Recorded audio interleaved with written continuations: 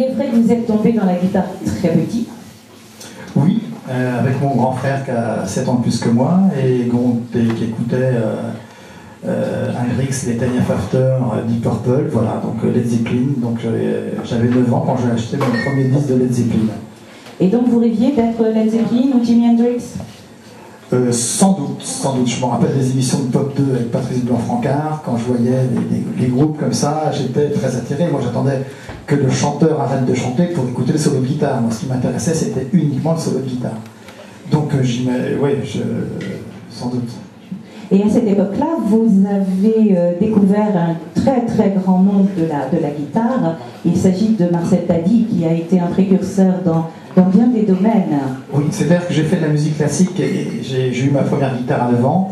Et comme j'arrivais pas à avancer tout seul, j'ai pris des cours à Quimperlé avec un prof indépendant. Et c'était beaucoup de musique classique, anciennement un peu poussiéreux, on travaillait les gammes, machin, ça ne me plaisait pas tellement. Et j'ai eu la chance de découvrir à 12-13 ans le premier album de Marcel Tady. Et donc il y avait déjà dans les rock and folk, à l'époque, il y avait Hamster Jovial de Gottlieb, que je ne loupais pas évidemment. Et quelques pages après, il y avait la guitare à Tady. Et je ne comprenais rien sur les tablatures, les chiffres, sur les traits, je ne comprenais pas. Et j'ai acheté son premier disque, je devais avoir 12 ans. Et il y avait une explication, et dès 12 ans, je me suis mis à bosser son premier disque. Et là, le niveau technique était bien sûr bien plus haut que ce que je savais jouer. Mais j'ai bossé comme un malade, voilà, les tablatures de Marcel Tady. Et je crois que c'est Marcel Tady, c'est même sûr, qui m'a mis le pied à l'étrier. Quand j'ai écouté Marcel Tady, j'avais un autre son avec une guitare, je crois qu'il y avait 2 guitares. Et donc j'ai bossé beaucoup de musique acoustique, de guitare acoustique. Tout en écoutant les Zeppelin et du Purple quand même. Mais Marcel Tady, c'était un autre son qui m'a plu pour moi. C'est atypique pour un guitariste de jouer et de l'acoustique et de l'électrique? Non. Je pense qu'un guitariste qui se dit guitariste doit jouer aussi bien de la guitare acoustique que de la guitare électrique. Donc vous avez appris la technique guitare, les bases, les tablatures de Marcel Tady vous ont beaucoup aidé. Puis le démon de la composition vous a titillé. Depuis tout temps.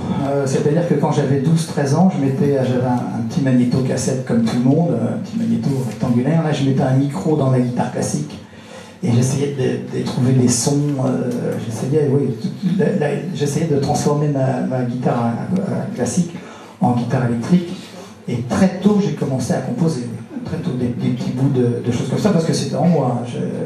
J'avais envie de composer de la musique et voilà. Donc, alors, qu'est-ce qui vous a fait abandonner pour un temps cette composition et entamer, disons, la seconde partie de votre carrière à faire des reprises?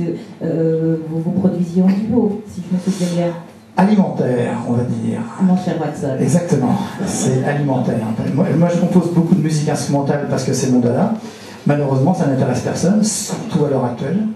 Les maisons de disques veulent des trucs de masse. Il y a encore pas longtemps, j'avais des distributeurs, choses comme ça. Ah, c'est très bien ce que vous faites, monsieur de Fougères, mais voilà, on peut faire que de la chanson, des choses comme ça. Bon, donc